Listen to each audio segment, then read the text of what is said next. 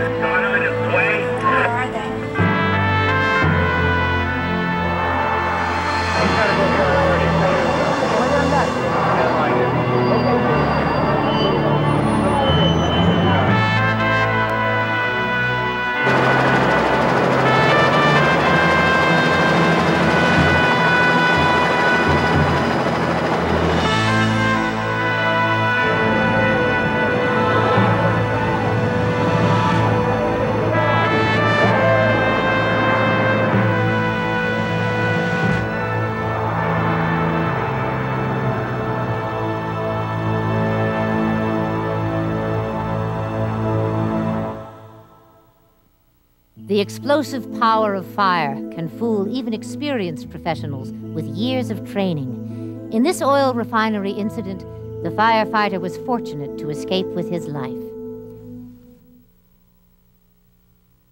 Each year, more than 30,000 Americans are not as lucky and are seriously injured. In fact, the United States leads the industrialized world in fire deaths. More people die in New York City alone from fire than in all of Japan. And Americans are 7 times more likely to suffer a death from fire than the Swiss. Why are we at such risk when we compare ourselves to other countries? This program examines the reasons behind the statistics. We'll also give you some ideas on what you can do to make your workplace safer. California State Fire Marshal Ron Coleman is past president of the International Association of Fire Chiefs. He believes a big part of the problem in the United States is attitude. People have fires and what happens? The Red Cross shows up and the Salvation Army shows up and people put them up for the night and they get their picture on the front page of the newspaper. There's no personal accountability in this country for fire and life safety. You go to Europe, it's considered to be a crime against society to have a fire. It's not okay to have a fire. According to Devonshire Police, 4 people are being held for questioning. Open fuel containers used for farm equipment reportedly caused the fire. At this hour, the blaze... We do not have, in our country, at least in my opinion, a well-developed sense of responsibility for fire safety. Everybody thinks it's the fire department's job. And I, being a fireman for 30-some-odd years, can tell you that about 90% of the time, when we go out there, we're almost too late. For 25 employees at this industrial plant, it was too late. What happened there was the exits were blocked. And even if they had the exits, they're not properly maintained.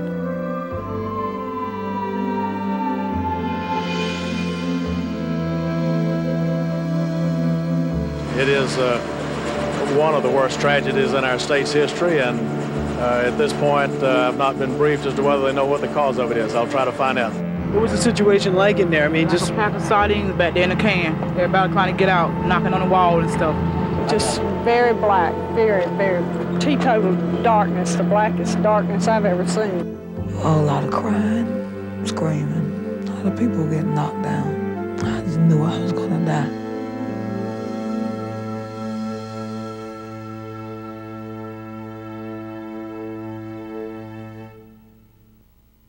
Almost all workplace fires are traced to preventable causes. Defective electrical equipment and wiring account for 39% of all fires. Arson is the second leading cause at 21%. And smoking or open flames is the cause in 14% of workplace fires. These are the 3 primary causes we'll examine in this program. But fire experts point to an often overlooked factor that may be even more important. I've gone on thousands of fires. I don't even know how many I've gone on. And I would say that a fire in a well-kept place of business, and a fire in a well-kept residence is a rarity. But I've gone on thousands of them where you had to practically fight your way through the garbage to get to the fire. The best fire prevention officer in the world, in my opinion, is a good housekeeper. Because a good housekeeper doesn't allow conditions to exist that are going to result in a fire. But safety officers say convincing busy employees can be a challenge. They seem to feel that very often I'm taking them away from their real mission. Their real mission is productivity. They have a job that they have to get done. And they're telling me, I don't have time. Why do I need to spend my time on this? And so I tell them that it's an important piece of work. Fire inspectors like Captain Charlie Johnson agree. Good housekeeping is the starting point. His inspections always begin in the same spot. Storage closets, my favorite place. Storage closets often start out as electrical utility closets, then get filled with materials that block the electrical panels. That's dangerous because we can't access it. And if it's dark, it's smoky, we're trying to find it. And if we haven't been in that building to inspect it recently, we won't know where it is. And if there's stuff in front of it or around it, then if your panel fails, you're going to start a fire right there. You've put a fire load right by the source. There are other dangers that contribute to the high rate of electrical fires. Overloaded outlets, frayed cords and defective plugs, extension cords used as a permanent rather than a temporary source of electricity, and defective circuit breakers with makeshift repairs. People tape the actual circuit breaker in the on position. Well, when they do this, as soon as that circuit's overloaded, let's say you're working a particular machine, it's not going to reset when it shorts. If you're the short, you have all the electricity going through you, normally the circuit breaker would throw. In this case, it wouldn't. So you would just continue receiving an electrical shock and further your injuries. And Chris, as you can see, they've got a number of pieces of electrical equipment, the computer and the screen and all this. Captain Charlie Johnson suggests giving the responsibility to one person in your organization to regularly inspect for electrical hazards. None of the cords appear to be frayed, which is real good. But organizations who are not cautious are gambling with safety. They better be prepared, because it's probably going to happen sooner or later. I didn't do nothing. 415 in progress at 682 West Lincoln. Suspect may be armed. My brother owns this car. If you take all of the crime committed in the United States and you add up all of the money lost in a full year, every single dollar lost in every form of crime, the total will still not equal the country's most expensive crime. The toll in the Southern California arson fires of 1993 left the nation stunned.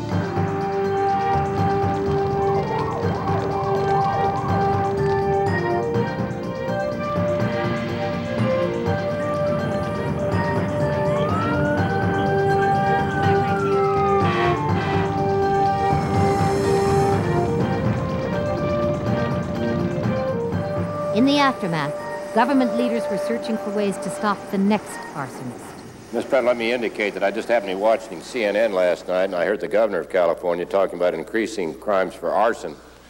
And we'll hear later from the senator from California the millions and millions of dollars of damage done, and they still haven't found the person or persons who may be responsible. Only 2% of suspected arsonists ever serve time in jail. Because it's so hard to catch the arsonist, the best way to prevent arson fires is by knowing what to look for. Go outside yourself and say, okay, I want to burn this building down. What's the best way to do it? And then go through 2 or 3 scenarios like you're an arsonist. And then try to see it from their point of view, and then do everything you can to neutralize all those possibilities that the arsonist would use.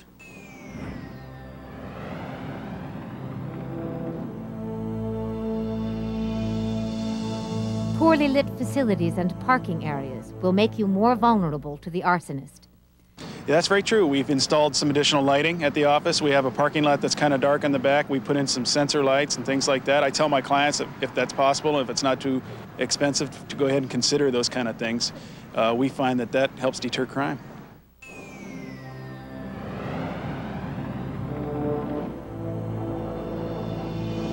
A landscape tree becomes a deadly torch in the hands of an arsonist, enabling fires to eventually engulf buildings miles from the original site. And the reason for that is because arson-caused fires are resulting in fires in the urban-wildland interface, and we don't destroy 1 or 2 houses at a time. We're now destroying 200 or 300 houses at a time. And cut completely through the branch, there's a chance that as the... Good maintenance can help make a landscape more fire-resistant. Removing tree limbs that extend under roof lines and over structures. Cleaning away dead wood and branches that can add fuel to a fire. For new landscapes, you can incorporate plants with lower resin content that are less flammable.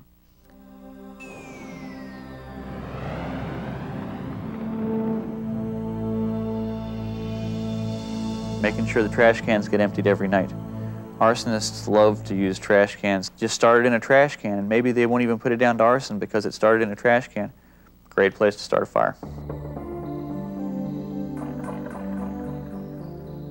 Even after watching the tragic results of arson-caused fires, many in America continue to see arson as a minor crime. It's kind of like, a lot of people look at an arsonist like a grown-up kid who set a fire, and how can you really get upset with them, because after all, you know, kids set fires type of thing. That's not true. As a matter of fact, arsonists are now as lethal a criminal as you can ever run across.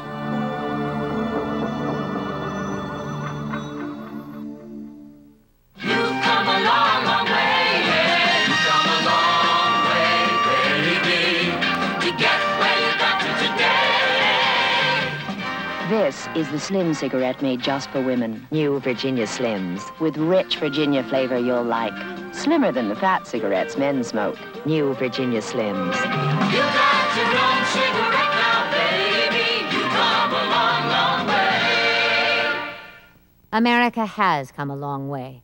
When this 1968 commercial was playing, almost half the population was smoking. By 1994, that figure had dropped to less than 1 in 4. 24%. Still, smoking and open flames remain the third leading cause of workplace fires. I have never actually seen a fire physically started by somebody holding a cigarette in their hand.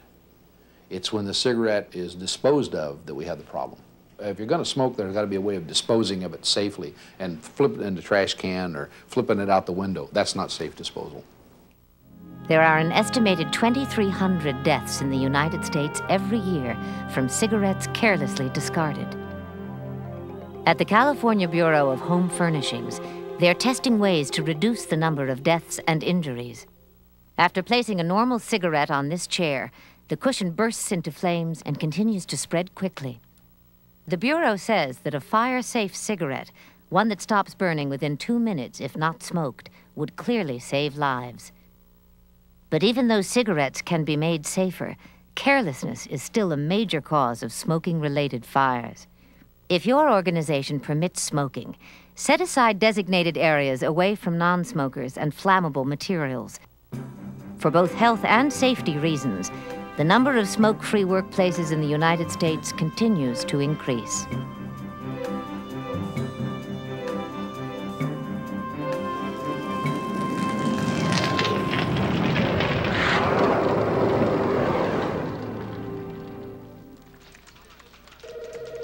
This is the image that comes to mind for most of us when we think of an office. But 40 million Americans work in an office that's quite different.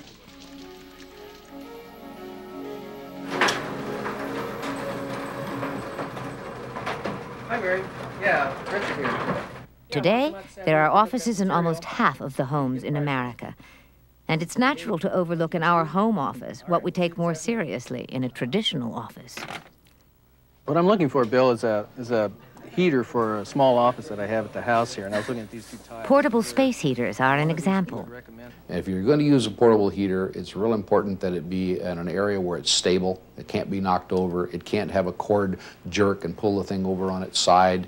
It can't be stored near combustible material. If you've got small children, you got to make sure that they're protected against having access to it. I'm wondering about which of these two might be the best. The issue is not which one's better than the other. The issue is the practice of using them. The one thing you can't test for a heater is how people are really going to use it. Firefighters caution against misusing another home office tool. Get rid of the extension cords. Extension cords are temporary wiring that is done at the time of use. It's not there for wiring all the time, because they will heat up and they will start fires. Removing the fire dangers in your home office, then knowing how you'll escape if there is a fire, will give you the advantage you may need in an emergency.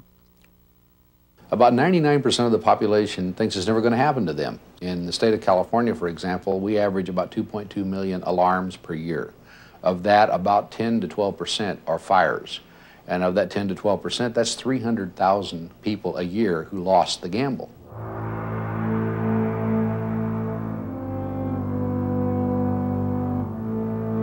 Recognizing the causes of fire is the best way to prevent fire. But this year, more than 100,000 Americans will be in a fire. For many of them, knowing how to react will determine whether or not they survive. The MGM Grand Hotel in Las Vegas, Nevada.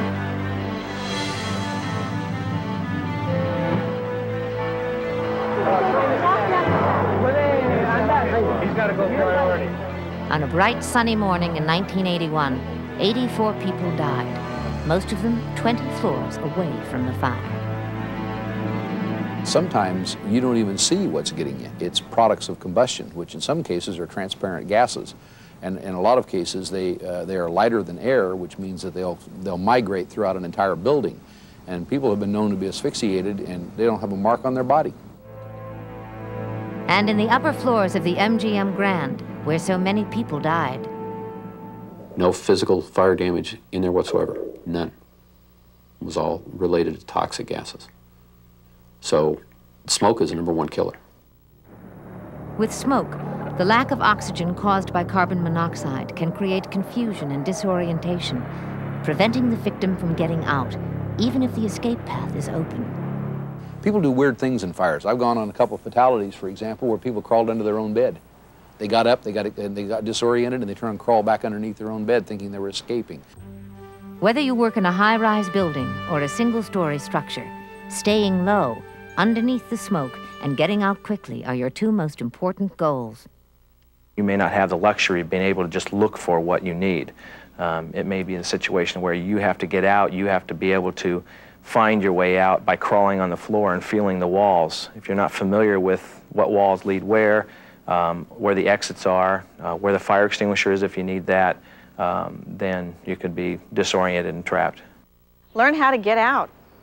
That's how you survive a fire, is to learn how to get out.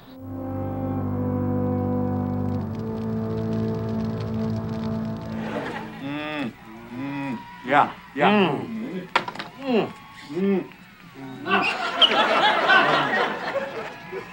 Guys, this is what I call a moment. What's that? Somebody must pull the fire alarm. Oh, jeez. From television, films, and other sources, we have misconceptions about fire and fire safety. An automatic sprinkler head will not activate from smoke. The actual heat of a fire is required, typically when it reaches 165 degrees Fahrenheit. Another misconception about automatic sprinklers is that they come on all at once. In fact, most fires are contained by 1 or 2 sprinkler heads. Perhaps the biggest misconception is that Hollywood fires are true to life. I've seen a lot of movies where, shows guys running through burning buildings and et cetera. That's not what happens in a real fire. A real fire is black as sin. You can't see anything. Your body rebels against everything that you can possibly believe. Your eyes tear up, your nostrils get spasmodic. Then that's when people get into trouble, is that they don't realize just exactly how lethal a fire can be in a short period of time.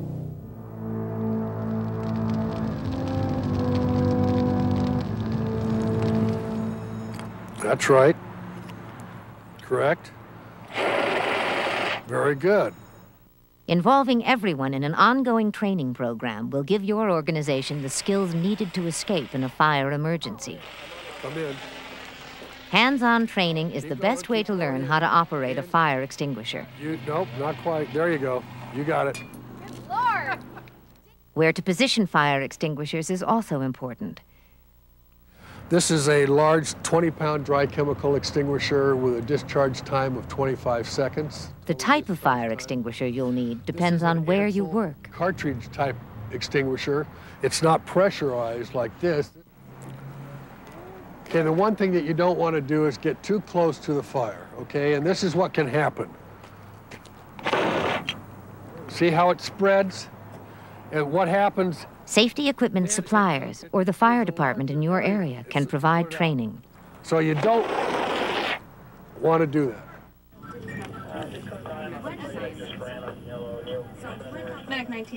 An important part of preparing for an emergency is knowing how to handle the 911 call. Having a pre-planned idea of what you're going to say to them. We've had people call up the fire department and have a fire in progress and can't even give us the address. We have a specific set of questions. What's your address? What's your name? What's your phone number? And even though they may have called in 911, we always want to confirm that. We want to get the engines out, get them there as quick as possible. I believe that in the workplace, every employee has a responsibility for where they work. The owner of the business has a responsibility for maintaining conditions so that employees are not endangered. Every single solitary person in the chain is a fire prevention officer. The parking lot, and do things like this so that you guys who are on each floor will know that it's my job to put somebody at the door, so we don't have this someone's going to do something attitude. We're going to segregate.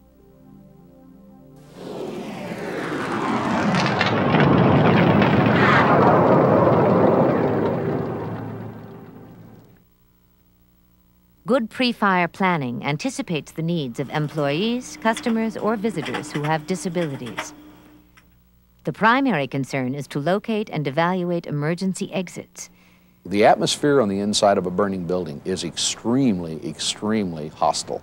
There has to be a very specific plan for someone to be evacuated. You can't use elevators, for example, in high-rises. And how do you get a wheelchair down a stairwell? And elevators are a customary way that most people get into a high-rise building, but it's not the way you get out of them when you have a fire. Creating a team spirit, buddy systems can be developed for different aspects of emergency responses. Not everyone is willing to pick someone up and carry them out if the wheelchair can't make it through the rubble of a burning building. And I think talking about that beforehand would be helpful. I think people with mobility impairments typically know of the struggle that moving from one location to another brings. So you throw in another circumstance of panic and smoke or fire, you better be toward the front of the pack that's running out the building.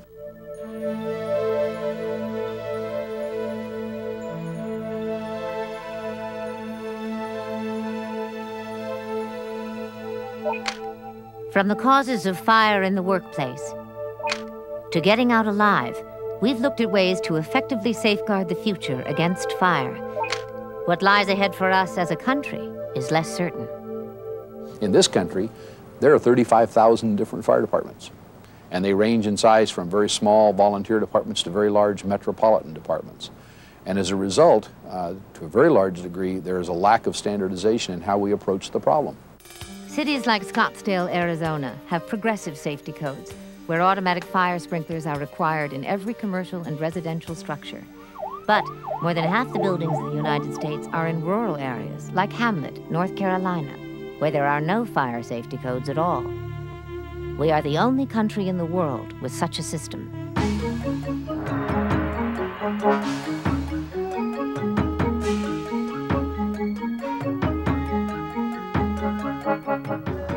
This annual parade in Tokyo, Japan, illustrates their country's support for fire safety activities. In the U.S., only 16 states require fire safety education in public schools, a figure that remains unchanged since 1970. At the heart of the issue is our collective attitude toward fire. Americans treat it more as a natural disaster than as a preventable danger. We have a term for that in the fire service. It's called the catastrophic theory of reform. And what it boils down to is that most major advances in laws relating to fire and life safety have occurred after something has happened. Very seldom have we ever gotten ahead of it. Still, there are signs of hope. The fire death rate in the United States has decreased from its peak year in 1978, and public concern does seem to be awakening. But we're a long ways from done, because if we were done, you wouldn't be having fires like the Hamlet Chicken Fire. You wouldn't be having fires like the First Interstate Bank building. The fact is, we still have those.